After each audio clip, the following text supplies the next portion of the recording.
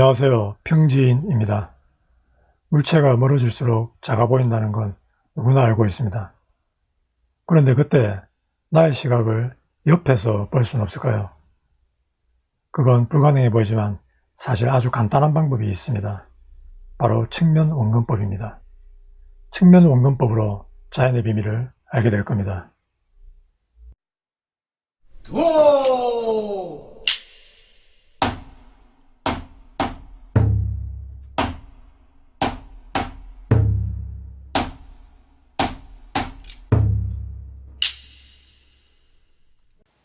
자, 여성 관찰자가 있다고 하죠.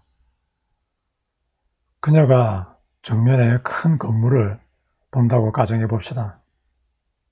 건물이 그녀에게서 점점 멀어진다면 이렇게 작아 보입니다. 이것을 우리는 정면 원근법이라고 할 수 있습니다.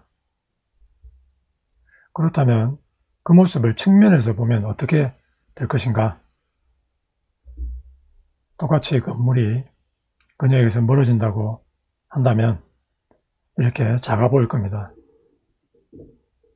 그런데 여기서 우리가 주의 깊게 볼 것은 건물의 상단과 하단이 그리는 궤적입니다. 그리고 그녀의 눈높이가 머무는 높이입니다. 자, 그러면 어떤 궤적을 그리는지 한번 볼까요? 눈높이는 수평선으로 쭉 뻗어나가며 대상에 이르는 높이가 일정합니다. 평평한 땅 위에 함께 있기 때문이죠. 이때 문제는 건물의 위아래가 눈높이를 향해 일직선으로 수렴하는가 아니면 곡선을 그리며 수렴하는가입니다. 지금까지 대부분의 사람들은 대상물의 위아래가 직선으로 눈높이에 수렴하는 것으로 알고 있었습니다.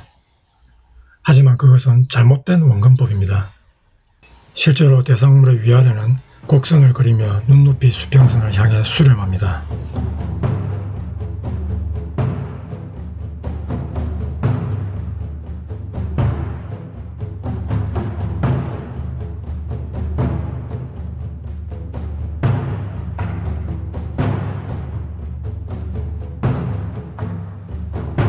그러면 이제 측면 원근법이 왜 곡선을 그리는지 알아보도록 하죠.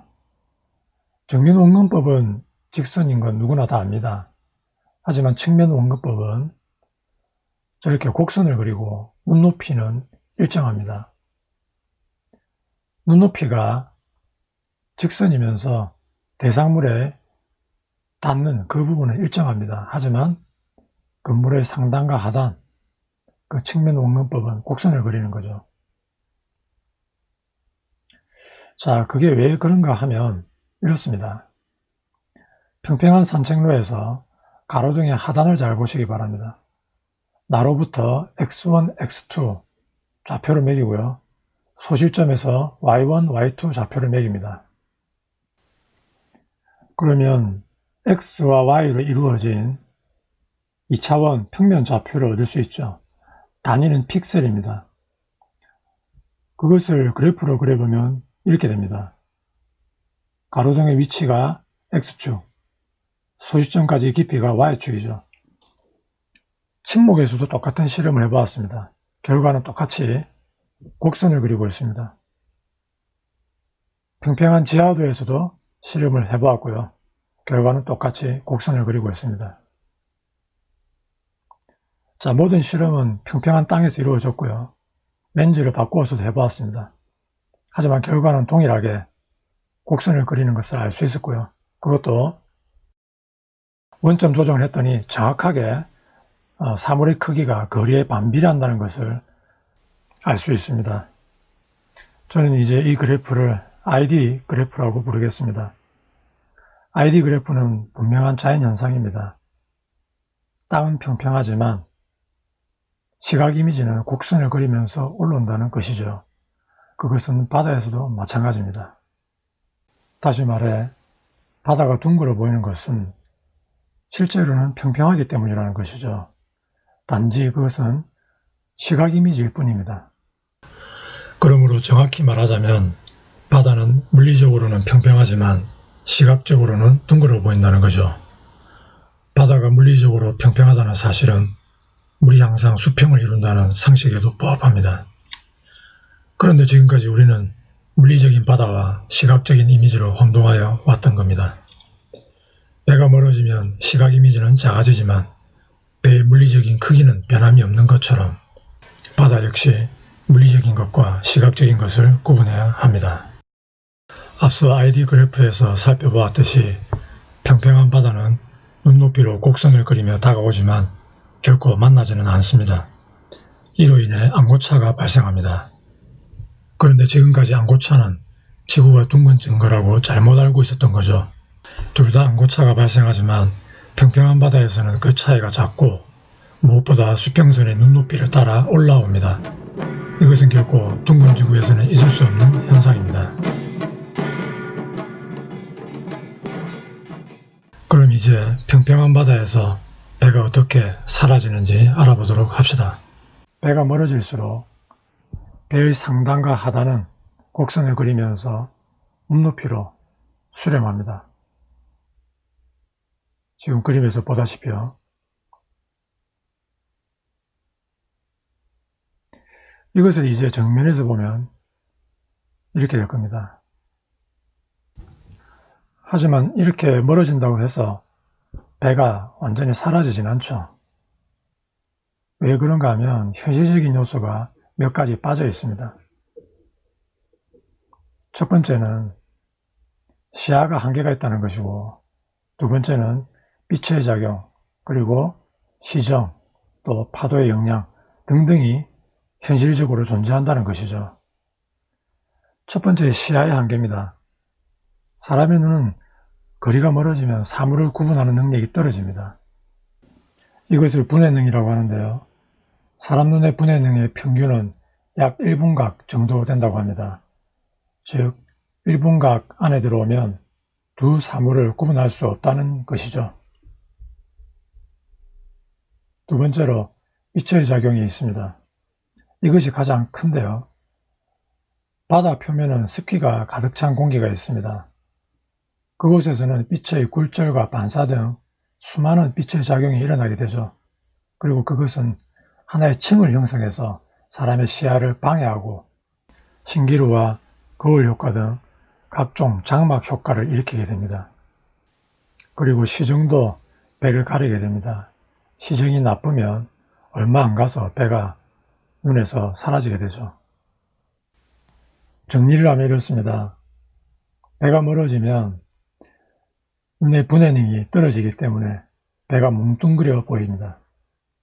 그리고 둘째로 배가 멀어질수록 사람의 눈과 배 사이에 공기층이 두터워지고 또 습기가 가득한 레이어, 층이 사람의 시야를 방해합니다. 빛의 굴절이나 반사 등 온갖 작용이 일어나서 마치 장막 효과와 같은 그러한 효과를 발생시키는 것이죠. 또한 시정과 파도도 멀어져가는 배, 충분히 작아졌기 때문에 그것을 가리기에 충분하다고 할 수 있습니다. 자연과 우리 눈이 일으키는 작용은 아주 복잡하고 미묘합니다. 이것이 실제 자연현상입니다. 그런데 이 모든 자연현상들을 무시한 채 지구 공률로만 해석하려는 것은 과도한 수학적 단순화라고 할 수 있습니다. 그럼 이제 비디오를 보면서 실제로 배가 어떻게 사라져가는지 보도록 하죠. 비디오 원작자는 링크에 놓았습니다. 저는 간단히 1분 정도로 편집했고요. 비디오를 건너뛰어서 캡처 화면만 봐도 충분할 겁니다. 영상 한번 보시죠.